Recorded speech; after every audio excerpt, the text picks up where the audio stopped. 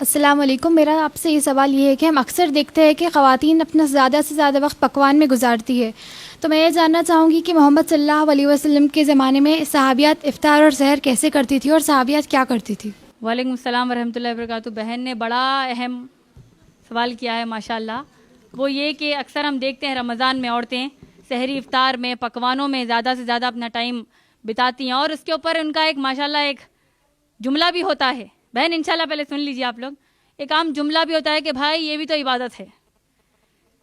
اور بہن نے کہا کہ اب وہ جاننا چاہتی ہیں کہ کیا یہ واقع درست بات ہے یا نہیں، درست حرکتیں ہیں یا نہیں، اور ہماری صحابیات، ہماری امہات المومنین محمد صلی اللہ علیہ وسلم کی بیویاں اور ہماری صحابیات کیسے روزے اپنے یعنی کیسے رمضان کو بتاتی تھیں.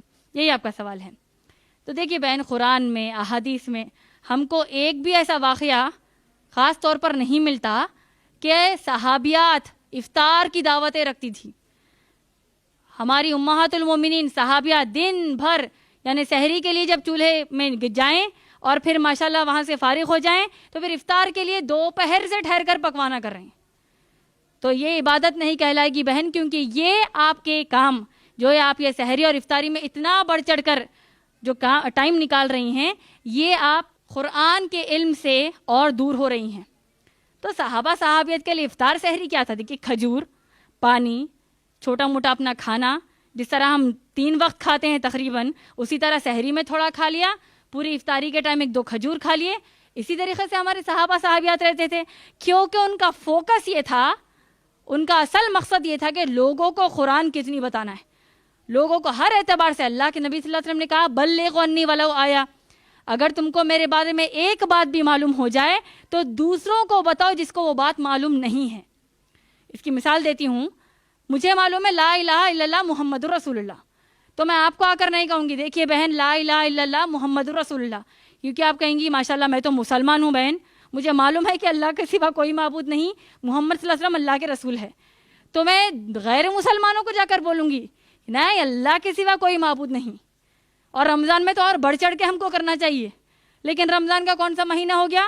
حلیم کا مہینہ ہو گیا.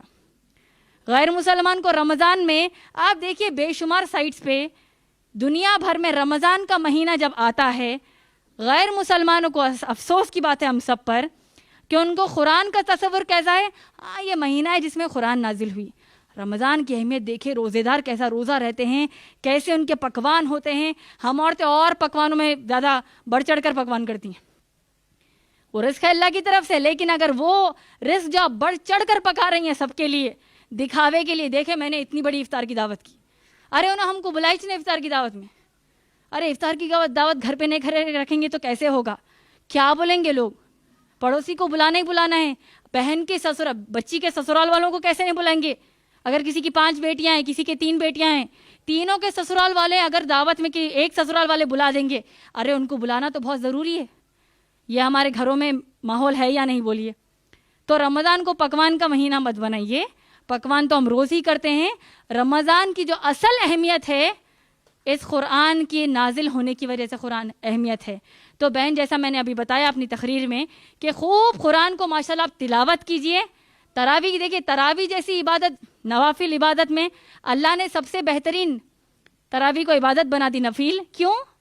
کیونکہ اس میں قرآن کو مکمل سننے کا موقع مل رہا ہے. نماز جیسی عبادت کو اللہ نے کلمے کے بعد سب سے بڑی عبادت اللہ نے بتائی، کیونکہ اس میں ہم قرآن مجید پڑھتے اور سنتے ہیں. تو گویا کہ بہن اگر ہم اپنا وقت سحری بنانے میں خوب جو ٹائم لگا رہے ہیں، دعوتوں میں کر رہے ہیں، ہم شاپنگز میں گوا رہے ہیں، تو ہمارے اتنا بڑا بیوقوفہ دنیا میں کوئی بھی نہیں ہے. کیونکہ اللہ نے اتنا پیارا مہینہ دے دیا. تو ہم میں سے آج انشاءاللہ آج یہ عہد کر لیجئے کہ ہم میں سے کوئی بھی جبرائیل علیہ السلام کی اس بد دعا میں ہم شمار نہ ہوں. آمین. جس میں جبرائیل علیہ السلام نے کہا کہ اللہ کے اس بندے کو جب رمضان عطا کیا گیا اور اس نے اللہ سے مغفرت نہیں کروا لی تو اللہ کی اس پر لعنت ہو. اللہ کے نبی صلی اللہ علیہ وسلم نے آمین کہا بہن. تو ہم نہیں چاہتے کہ ہم اس بد دعا میں شمار ہوں، کوئی بھی نہیں چاہتے ماشاءاللہ. تو اسی لیے انشاءاللہ خوب اس قرآن سے جڑ جائیے انشاءاللہ، اور غیر مسلمان کو یہ میسج دیجئے، یہ پیغام دیجئے کہ رمضان کی اصل اہمیت روزے تو ہے، لیکن اصل اہمیت ہے اس قرآن کی عظمت کے ذریعے. امید ہے آپ کا جواب مکمل.